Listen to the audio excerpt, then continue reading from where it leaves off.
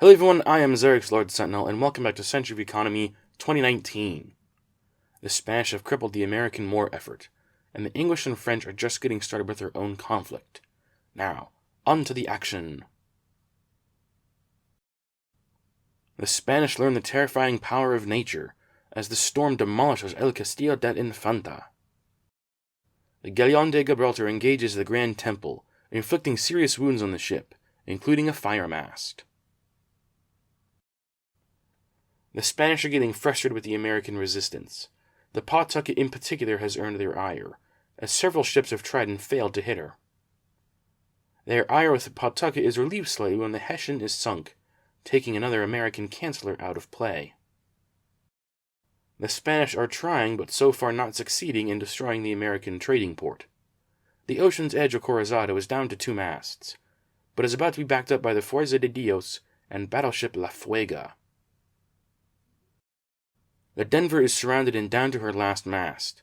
She will not survive for much longer. On cue, the Denver is hit with a fire mast. However, she gave as good as she got, with the fire mast now burning on the Fuerza de Dios. The derelict Seattle is sunk by the Fuega and the Acorazado. A wide shot shows that things are not going well for the Americans. The Colossus is derelict, and La Vampire is down to her last hull segment. The Americans have hit the Hephaestus with a fire pot, and there are numerous derelict or damaged ships around the Grand Dynasty, but there are far more healthy ships on their way. The Americans are in a mixed retreat. The ships at the shipwreck pathway are holding their ground, whereas the ships that were around Split have fallen back to Kanohi. In the background you can see the Buscador making for the Acorazado, to give her the metal hull UT. The Spanish have captured the Grampus, and have a strong position around this side of Split Island. The pirates consider Split Island to be one of their islands, despite not having a defined presence around the island for some time. The steamship La Muerta Rápida has caught up to the captured De La Nave and the damaged Ghost Walker. The Acorazado Nuevo comes to back up the Rápida, and gives the Ghost Walker a fire mast, dooming the ship. The few American ships left around Split are set upon by the Spanish. The Atlanta is reduced to 2 masts, as the Lady Washington is brought down to 1 mast standing. The Mohican is the only healthy American gunship in the area, but she will not be enough to stem the tide of the Spanish. Sai on the Shui Xian derelicts the Atlanta. Continuing with his shoot action, he sinks the Atlanta. Sacking crew, the Xian moves forward and derelicts the Mohican.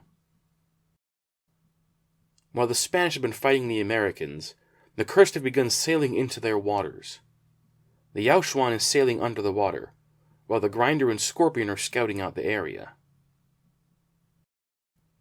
The Celestin has reunited with the Cursed flotilla sent to find her. The Cursed had acquired several hundred gold by monopolizing the shipwrecks and the super coins to be found there, and used their small fortune to launch from almost all of the sea monsters they had. Here you can see Brachyuria, Suro, Leviathan, Maxihibel, Jormungandr, Deakim Nemod, Calypsos, Slargubbet, Gogcloth, Priodac, and Kalama. The Cursed have more monsters on deck to be launched, but need more room at their home island to launch them.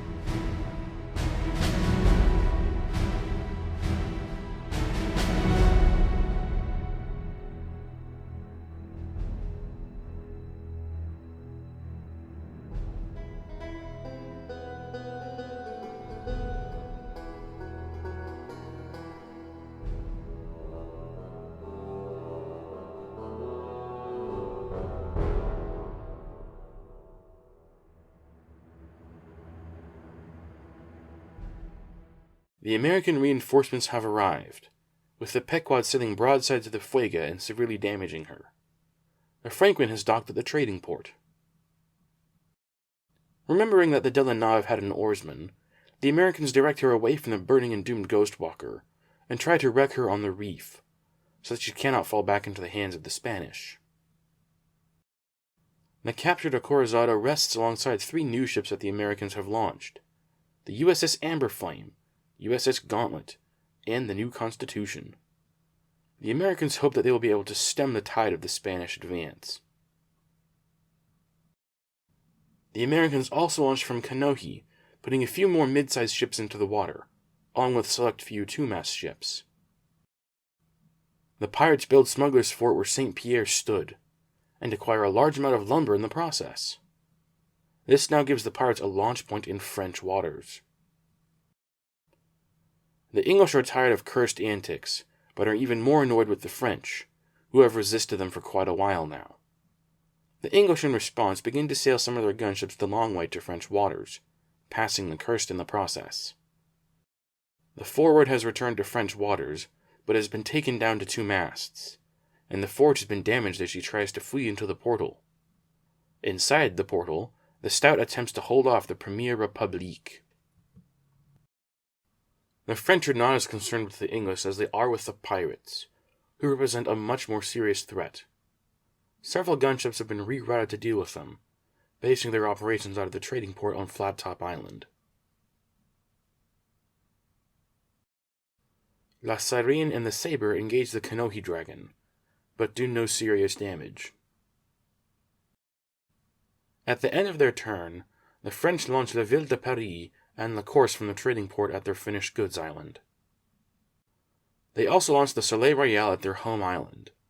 Like the Spanish, the French have a penny on their home island, signifying that they have over 1,000 gold at their disposal. The Tepent was brought into play at the trading port on Flat Top Island. Every ship launched had a full complement of fighting crew, though none of them were named. The Spanish managed to land the Antimazia and the Leon at the American trading port, blockading it. The Grand Temple and Galleon de Gibraltar continue to duel, though neither ship is doing well. The Armada sinks the Paladin, using all shots to do so, however. The Trinity sails broadside to the Pawtucket and takes out one of her last 2 masts. La Vampira has ducked under the water to reposition. Her custom model doesn't have a base, so we just say she's submerged like a sea monster. In the background, the Santa Ana has captured the Colossus. The Grand Dynasty has taken a pounding, but has also dismasted 2 Spanish ships in her vicinity. The Spanish used chain towing to get the Colossus away from the front lines, thus diminishing the chances of the Americans reclaiming her. Fed up with American antics, the Spanish sink the De la Nave and capture the Ghostwalker, just to let her sink. The Premier Caballero sinks the Mohican. The Spanish advance seems to be unstoppable. Much to the annoyance of the Americans, and to the joy of the Spanish, the San Cristobal manages to get home, via Whirlpool, and begin repairing. The Spanish catch up to the Kettering, the last American canceller, and take her back mast from her, leaving only her main mast standing. Her front mast is still missing, as denoted by the piece of sticky note on it. The Shuizian bears down on the Kettering, but is out of range for now. On her starboard, the pirates are finally making their moves, with the Cassandra and some other ships making sail for the close side of Split Island.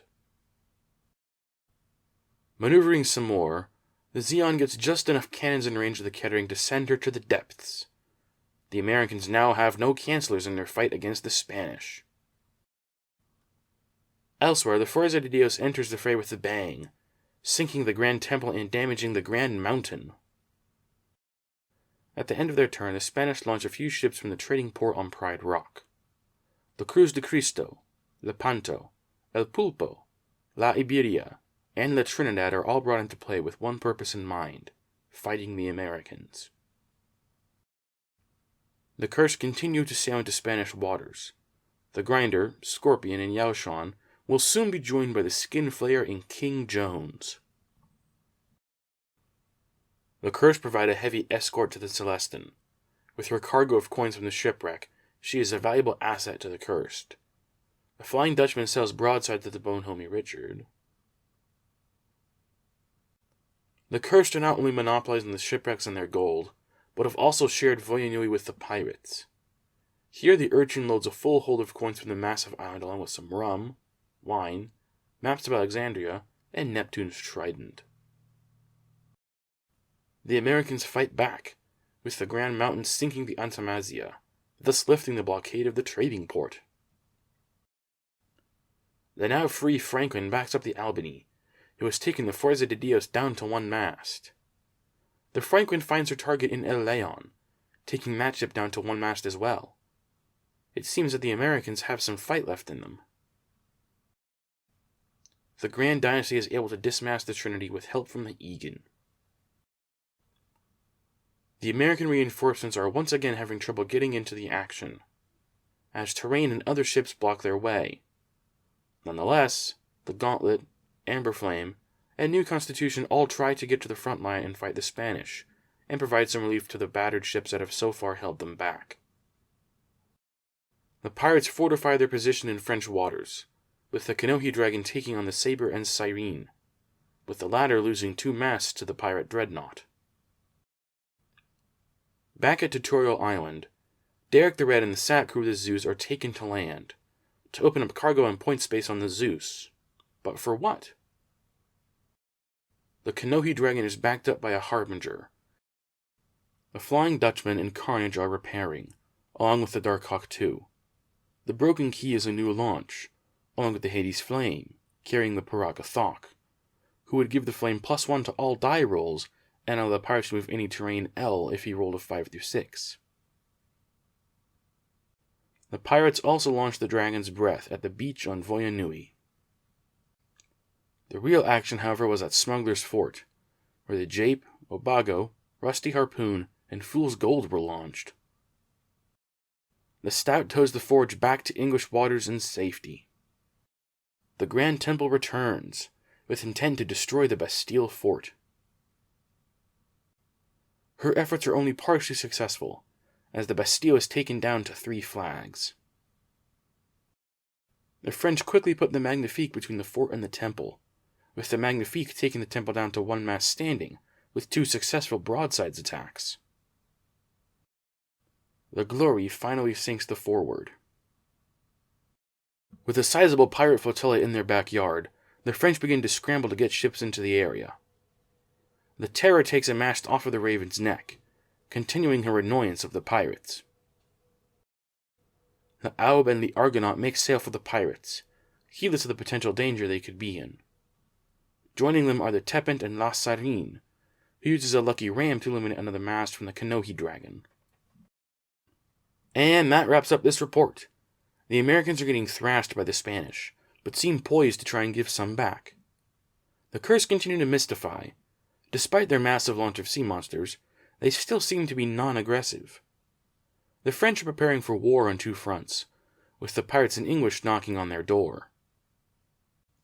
If you want to see what happens next, make sure you're subscribed. If you like what you saw, hit that like button. Thanks for watching, and I'll see you all next time.